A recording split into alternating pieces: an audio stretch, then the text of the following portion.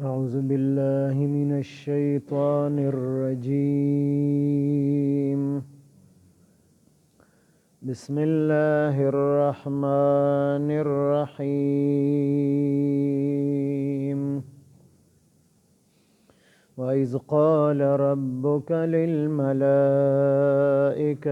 إني جاعل في الأرض خليفة قالوا أتجعل فيها من يفسد فيها ويسفك الدماء ونحن نسبح بحمدك ونقدس لك قال إني أعلم ما لا تعلمون. آمنت بالله صدق الله مولانا العظيم.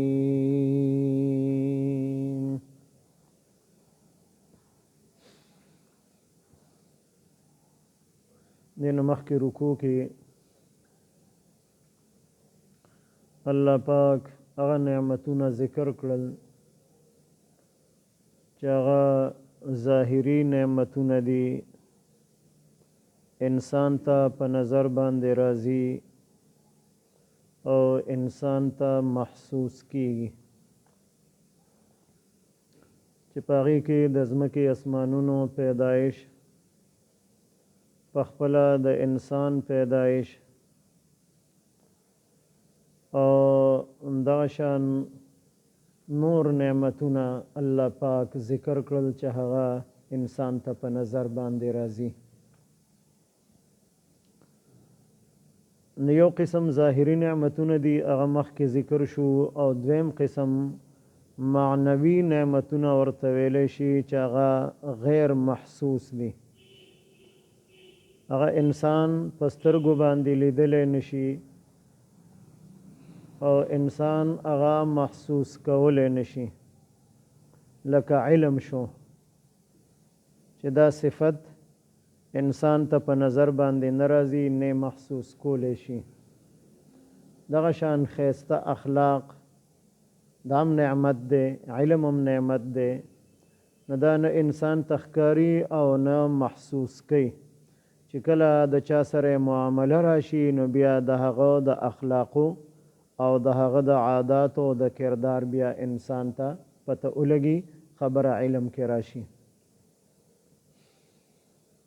دو قسمه مخلوق په دې آیت مبارک کې ذکر دی چې یو ته انسان ویلی شي او دویم قسم د مخلوق هغه فرشتي دي. انسان الله پاک پیدا کړی دی د دې ځمکې د خاورې نه د خټې نه، او فرشتي پیدا کړي دي د نور نه.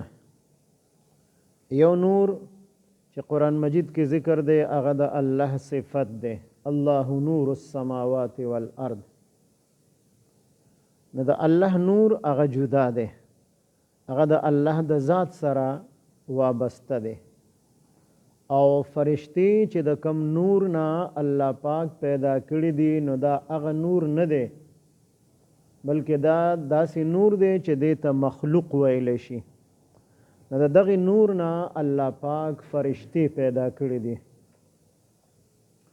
بیا په انسان کې د ګناه ماده هم پیدا کړي ده، خواهشات هم پیدا کړي دي په ده کې، او په فرشتو کې د ګناه ماده او جنسی خواهشات د نه دي پیدا کړي.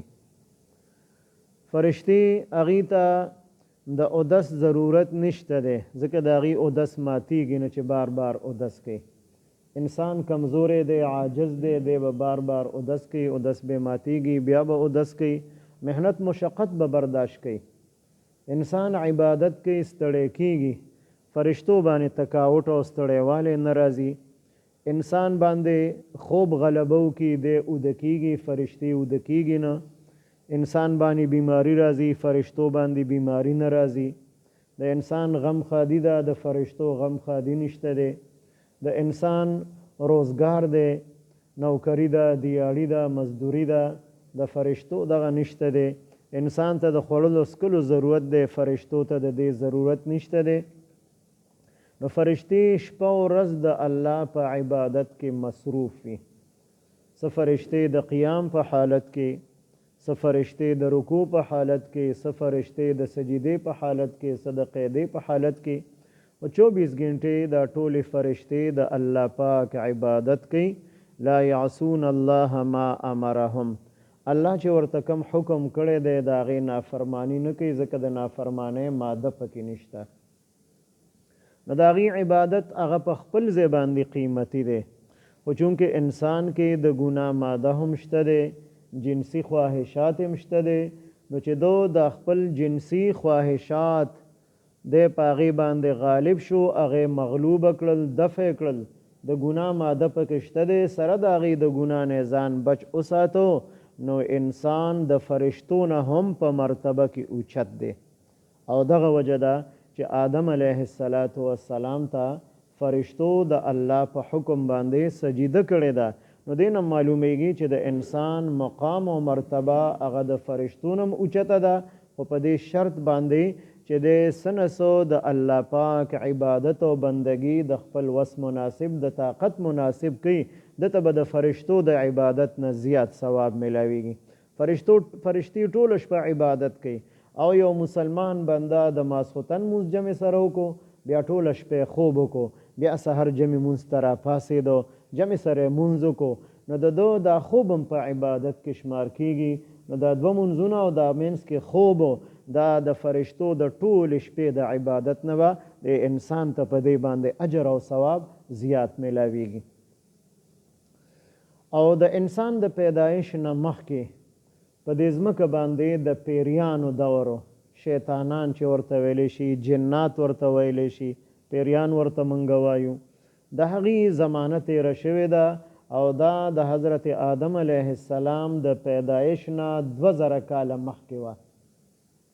په دې ځمکه باندې جنات، پیریان، شیطانان آبادو او د دوی حکومتو، او فرشتې خو مخکې نه موجود وي. نو د جناتو د پیریانو سرکشي، نافرمانی، فتنه، فساد د هر څه لیدلو. چې کله د هغې فتنه او فساد زیات شو، نو الله پاک فرشتو ته حکم وکړو چې دا پیریان، جنات، شیطانان دا د ځمکې د آباد حصې نه، د هموار حصې نه دا وشړئ، تاسو ځنګلونو ته، دریابونو ته، غرونو ته وشړئ. نو هغې یې وشړل. بیا الله پاک د انسان د پیدا کولو اراده وکړله. نو دا خپله اراده الله پاک فرشتو ته ښکاره کړه چې زه په ځمکه باندې خپل یو خلیفه او نایب پیدا کوم، چې هغه خلیفه او نایب به دې دپاره وي چې هغه به د الله حکمونه خلقو ته رسوي او د الله حکمونه به نافذ کوي په خلقو باندې. د هغه کار به دی، د خلیفه کار دا دی چې دی به نظام حکومت چلی او آیین او قانون د هغې بالادستي به جوړی، چې خلق آیین او قانون ته غاړه کیږدي او په هغې باندې عمل خلق وکړي. دا د خلیفه او د نایب کار دی. نو چې کله الله پاک فرشتو ته دا خپله اراده ښکاره کړه، نو فرشتو سوال وکړه په دې باندې چې ای الله، داسې انسان پیدا کې په دې ځمکه باندې چې هغه به فتنې فسادونه کوي او ناحق قتل به کوي، د خلقو وینې به تویي د یو بل په ناحق سره. نو سوال دا پیدا کیږي چې فرشتو دا اعتراض شکل باندې چې کوم سوال وکړو، نو دا په کوم بنیاد باندې وکړو؟ دې ته څنګه پته ولګېدله چې انسان به په دې ځمکه کې فتنې فسادونه کوي او ناحق وینې به تویي، قتل او قتال به کوي؟ نو یو جواب د دې مفسرینو دا نقل کړی دی چې مخکې د پیریانو، د جناتو، شیطانانو دور فرشتو لیدلی، نو هغې فتنې فسادونه کول په دې ځمکه باندې، ناحق قتل او قتال یې کو. نو دې قیاس وکړه د انسان په هغه پیریانو باندې چې څنګه پیریانو په دې ځمکه باندې فتنه او فساد جوړ کړی او ناحق قتلونه یې کول، نو دغه شان به دا انسان هم کوي. چې داسې انسان پیدا کوي ای زمونږ ربه چې هغه به فتنې فسادونه کوي او هغه به ناحق د یو بل وینې تویي او هغه ته د ځمکې خلافت ورکې او د ځمکې نیابت ورکې، حکومت د ځمکې ورکې، او داغه مقصد به ستا عبادت او تابعداري او بندگی وي، نو موږ د مخکې نه ستا په عبادت کې مصروف یو، ستا تابعداري کوو. نو اشارتن پکې دا خبره وکړه چې د ځمکې دا خلافت دا موږ ته راکړه، دا انسان ته مه ورکوه. دویم جواب مفسرینو دا نقل کړی دی چې د خلیفه د لفظ نه فرشتو دا خبره معلومه کړله چې کوم ځای کې خلیفه او حکمران جوړیږي او نظام حکومت جوړیږي، نو هغه ځای کې فتنې فسادونه د هغې د دفع کولو دپاره خلیفه مقرر کیږي، حکمران جوړیږي چې هغه امن راولي او فتنې فسادونه هغه ختم کی. نو په دې وجه باندې فرشتو ویل چې ای الله داسې انسان پیدا کې چې هغه به فتنې فسادونه کوي په ځمکه باندې او هغه به ناحق د یو بل وینې تویي. او دریم جواب مفسرینو دا ذکر کړی دی چې دا تر قیامت پورې څه کېدل دا الله پاک ټول په لوح محفوظ کې لیکلي، نو دې لوح محفوظ ته وکتل دی فرشتو او دا خبره پکې ولیده چې یو داسې مخلوق الله پاک په دې ځمکه باندې پیدا کوي چې هغې به فتنې فسادونه هم کوي، ناحق د یو بل وینې به هم تویي، په هغې کې به نیکان خلق هم وي، په هغې کې به مجرمان او ګناهګار خلق هم وي. نو د هغې په بنیاد باندې دا خبره وکړله چې ای الله داسې انسان ته پیدا کې چې هغه به فتنې فسادونه کوي، هغه به ناحق د یو بل وینې تویي. اوس الله پاک چې څه کوي نو هغې باندې الله پاک قادر دی. خو فرشتو ته چې کومه خبره وکړله چې زه زما اراده دا ده چې زه یو خلیفه پیدا کړم په دې ځمکه کې، نو ستاسو رایې څه د دین رایې اخیستله، نو صورت او شکل تینا د مشورې پیدا کیږي. اوس مشوره په هغه ځای کې ضرورتي چې کله د یو انسان علم کامل نه، عقل کامل نه، نو دی د بل چا نه مشوره واخلي چېرې زه خو نه پوهېږم دومره، او دا بل کس زمانه زیات پوهه دی، نو دی به ماله ښه مشوره راکړي. د الله علم هغه کامل دی او هغه ته چا سره د مشورې کولو ضرورت نشته دی او هر څه په خپله باندې کولی شي. خو دی نه د مشورې سنت عمل معلوم شو چې مشوره اهم عمل دی، سنت عمل دی چې الله پاک ته ضرورت نو، او بیا هم الله پاک د فرشتو سره د هغې رای واخیستله، د هغې نه مشوره واخیستله. نو فرشتو یو خبره دغه عرض کړله چې د انسان به فتنې فسادونه کوي او ناحق قتل او قتال به کوي. دویمه خبره فرشتو د خپل ترجیح دا ذکر کړله چې مونږه ای الله ستا پاکي بیانو، ستا حمد او ثنا بیانو، ځکه د فرشتو وظیفه سبحان الله وبحمده دا هم د فرشتو وظیفه ده. او درېمه کلمه سبحان الله والحمد لله ولا اله الا الله والله اکبر ولا حول ولا قوة الا بالله العلي العظیم، دا درېمه کلمه دا د فرشتو وظیفه ده. فقیه ابواللیث امرقندي رحمه الله د دې درېمې کلمې د یو کلمې ځان له فضیلت او تاریخ ذکر کړی دی او د حدیث مبارک پرانا کې ذکر کړی دی. فرمایي او کتاب نوم دی تنبیه الغافلین، مصنف د کتاب دی فقیه ابواللیث سمرقندي رحمه الله، په عربي ژبه کې دی او کېدای شي اردو ترجمه هم شوي وي، خو ما سره په عربي کې دی، خپل کتاب ما سره شته دی. هغې کې به دا ما کتلي وو چې کله الله پاک خپل عرش پیدا کو او فرشتو ته حکم وکړو چې تاسو زما د عرش اوچت کې، نو فرشتو د دې طاقت ونه لرلی شو، نشو اوچتولی. نو الله پاک ورته وفرمایل قولو سبحان الله، تاسو سبحان الله ووایئ. نو چې فرشتو سبحان الله وویل نو او بیا د الله پاک عرش اوچتو، نو طاقت پکې پیدا شو، الله پاک طاقت ورکړو، د الله پاک عرش اوچت کو. څلورو فرشتو د الله پاک عرش اوچت نیولې دی او قیامت کې ور سره بیا څلور نور ملګری شي، بیا به اته فرشتې د الله پاک عرش هغه به اوچت نیولې. نو ډیره موده دا کلمه دا د فرشتو وظیفه وه، سبحان الله سبحان الله سبحان الله. تر دې پورې چې الله پاک حضرت آدم علیه السلام پیدا کو. حضرت آدم علیه السلام چې الله پاک پیدا کو او دو بدن ته الله پاک روح داخل کو او روح د بدن نیمه پورې ورسېدو، نو دې د پاسېدو کوشش وکړو. نو الله پاک فرمایل خلق الانسان من عجل، چې انسان د جلتې نه پیدا دی. د انسان فطرت کې جلتی ده. هر یو انسان وي ما سره وخت نشته دی، ما به ناوخته دی، زما تعدی ده، ټیم را سره نشته دی.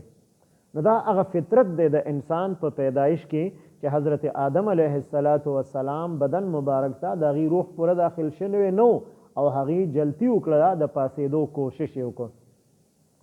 او چې کله پوره روح داخل شو نو بیا انتروش یې وکړو. نو الله پاک ورته یو کلمه وښودله چې اوس دا کلمه ووایه الحمدلله.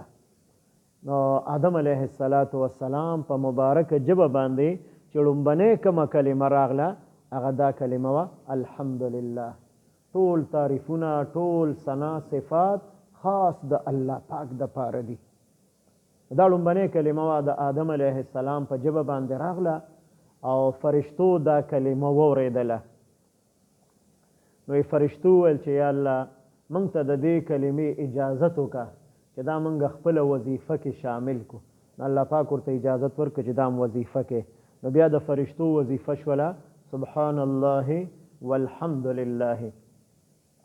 او د انتروشي په وخت کې د الحمدلله ویلو حکمت او فلسفه شیخ زکریا صاحب رحمه الله په خپل کتاب تقریر بخاری کې دا فلسفه او حکمت د دې ذکر کړی دی چې الحمدلله خو انسان په هغه وخت کې وایي چې کله یو نعمت ورته حاصل شي، او دلته خو ظاهر کې څه نعمت نه دی حاصل شوی، انتروشه دا خو د بیماری یو علامت او نښه ده.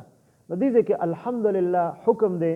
نو چې د دې څه فلسفه ده، دې کې څه حکمت دی، څه مصلحت دی په دې کې. نو هغوی فرمایي چې په دې انتروشي په وخت کې د انسان د مخ دا څیره دا بالکل بدله شي او بیا واپس په خپل حال باندې راشي. نو که الله پاک غوښتل وای د دې انسان دا مخ به دغه شان وران پرېښی و څنګه چې د انتروشي په حالت کې شي، خو الله پاک مهرباني وکړله او د دې انسان د مخ هغه څیره هغې واپس په خپل حال باندې کړله. نو یو قسم نعمت حاصل شو. نو دغه وخت کې الحمدلله ویل پکار دي چې الحمدلله انسان وي. نو فرشتو وظیفه شوله دغه دوه کلمې سبحان الله والحمد لله. تر دې پورې چې زمانه راغله د حضرت نوح علیه السلام. نوح علیه السلام په زمانه کې بت پرستی شروع وه. خلقو د بوتانو عبادت کو، شرک کې مبتلا و. نوح علیه السلام هغې ته د لا اله الا الله دعوت ورکو. قولوا لا اله الا الله تفلحوا، تاسو لا اله الا الله ووایئ نو تاسو به کامیاب شئ. دا کفر او شرک دا هر څه به درته الله پاک معاف کړي. نو چې فرشتو دا کلمه واورېدله چې لا اله الا الله دومره زبردست او لویه کلمه ده چې الله پاک پې کفر او شرک هم معاف کوي، نو د الله پاک نه اجازت وغوښتو چې یا الله موږ ته اجازت راکړه چې موږ لا اله الا الله دا خپله وظیفه وګرځو. نو الله پاک ورته اجازت ورکو. نو د بیا د فرشتو وظیفه شوله سبحان الله والحمد لله ولا اله الا الله. دا درې کلمات دا د فرشتو وظیفه شوله. تر دې پورې چې زمانه راغله د حضرت ابراهیم علیه السلام او هغه ته الله پاک حکم وکړو چې زوی قرباني کا. چې زوی یې قرباني کو او د هغه په مری باندې چاړه راښکله، نو په هغې باندې وویل الله اکبر. الله پاک ډېر لوی دی، د هر څه نه لوی دی. د الله اکبر او د الله د بړایۍ په برکت باندې الله پاک د جنت نه ګډ راولېږو. اسماعیل علیه السلام قرباني قبوله شوله او هغه ګډ ذبح کړی شو، هغه حلال کړی شو. فرشتو چې دا کلمه واورېدله چې الله اکبر دا دومره قیمتي کلمه ده، دومره لویه کلمه ده چې الله پاک د اسماعیل علیه السلام قرباني قبوله کړله او الله پاک د هغه په بدل کې د جنت نه ګډ راولېږو. نو یا الله د دې موږ ته اجازت وکړه چې موږ دا کلمه په خپله وظیفه کې شامل کو. نو الله پاک اجازت ورکو. بیا د فرشتو وظیفه شوله سبحان الله والحمد لله ولا اله الا الله والله اکبر. دا څلور کلمات او حدیث مبارک کې د دې فضیلت دی افضل الکلام اربع، د ټولو نه غوره بهترین کلمات دا څلور کلمات دي. نو دغه کلمات ذکر کړي دي سبحان الله والحمد لله ولا اله الا الله والله اکبر. فقیه ابو الله سمرقندی رحمه الله په دې حدیث مبارک کې په آخر کې دا خبره ذکر کړي وی چې دا واقعیا جبرائیل علیه السلام بیانوله محمد رسول الله صلی الله علیه وسلم ته، او نبی علیه السلام ډیر د تعجب په انداز کې او د حیرانتیا په انداز کې دا واقعیا اوریدله. نو چې دا واقعیا اوریدله وی نبی علیه السلام فرمایل لا حول ولا قوة الا بالله العلی العظیم. وی چې دا کلمات فرشتو د نبی علیه السلام په مبارکه ژبه باندې واوریدل، نو هغې بیا الله پاک ته درخواست وکړو چې یا الله موږ ته د دې کلماتو هم اجازت وکړه چې دا موږ خپله وظیفه کې شامل کو. نو الله پاک ورته اجازت وکړو. نو د هغه وخت نه د فرشتو وظیفه شوله سبحان الله والحمد لله ولا اله الا الله والله اکبر ولا حول ولا قوة الا بالله العلی العظیم. په نبی علیه السلام باندې نبوت او رسالت هم تمام او پوره شو او د فرشتو وظیفه هغه پوره شوله، هغه کامل او مکمل شوله. نو د فرشتو همدغه وظیفه ده درېیمه کلمه چې کلمه تمجید ورته وایو، دا د فرشتو وظیفه ده. نو فرشتو عرض وکړو چې یا الله موږ ستا پاکي بیانو، موږ ستا حمد او ثنا بیانو، ستا بړایي او لوی بیانو. نو بیا د دې انسان د پیدا کولو ضرورت څه دی؟ که مقصد عبادت او بندگی وي خو هغه مقصد زمونږ نه حاصلیږي، موږ عبادت او بندگی کوو، مخکې کوله اوسم کوو او بیا به هم کوو. نو د ځمکې دا خلافت موږ ته راکړه. نو الله پاک ورته مختصر جواب ورکړه فرشتو ته چې زه په کومه خبره باندې پوهیږم نو تاسو په هغې باندې نه پوهیږئ. او بیا الله پاک حضرت آدم علیه السلام پیدا کو. صورت د مشورې ته نه معلوم شو چې په هر اهم کار کې قرآن مجید کې الله پاک نبی علیه السلام ته فرمایي وشاورهم فی الامر، چې تو په هر اهم کار کې د خپل ملګرو صحابو سره مشوره کوه. دا سنت عمل دی او مسلمانانو ته هم دا تعلیم ورکړه په دې آیت کې هم او په دا وشاورهم فی الامر په هغې کې چې نبی علیه السلام عملی طور صحابو سره مشورې کړي دي او د هغې په مشورو باندې عمل هم کړی دی. او چې کله انسان ته مشوره کې کومه خبره راشي نو فاذا عزمت فتوکل علی الله، بیا کلکه اراده وکړه او د الله باندې توکل وکړه، الله پاک به در سره مدد کوي. او چې د مشوره باندې د عمل وکړو نو په دې کې به الله پاک خیر او برکت ښکاره کوي. وَإِذْ قَالَ رَبُّكَ، او یاد که هغه وخت چې او فرمایل رب ستا للملائکة ټولو فرشتو ته، فرشتې ټولې را جمع کړي او هغې ته خپله اراده ښکاره کړه انی جاعل، بېشکه زه جوړونکی یم فی الارض په ځمکه کې خلیفتن یو خلیفه، یو نائب یو جانشین چې هغه به زما احکامات د ځمکې په خلقو باندې نافذ کوي. نو د انسان د پیدایش اصل ځای هغې ځمکه ذکر کړی دی چې په ځمکه باندې خپل خلیفه جوړومه. جنت ته دې دپاره ولیږو چې جنتی نعمتونه جنتی مقامات وویني او بیا دې ته د واپس راتللو کوشش وکړي، خپلو بچو ته تعلیم د دې ورکړي چې جنت شته دی، د جنت نعمتونه شته دی، اعلی درجې والا نعمتونه دي. نو په هغې کې به دنیا کې به انسان د هغې دپاره محنت مشقت کوي، عبادت به کوي، د الله بندګي به کوي، د الله د نافرمانۍ نه به ځان بچ ساتي. نو بیا به دې جنت ته واپس راځي، یعنې خپل اصل مقام ورته الله پاک خود چې واپس به دې جنت ته راځي. او دنیا ته د لېږمه څه خاص وخت دپاره. د انسان په دنیا کې زندگی هغه محدود ده، واپسی د بیا آخرت ته، قبر ته، آخرت طرف ته، او بالآخر چې ایمان باندې خاتمه شوې ده نو دی به جنت ته ځي.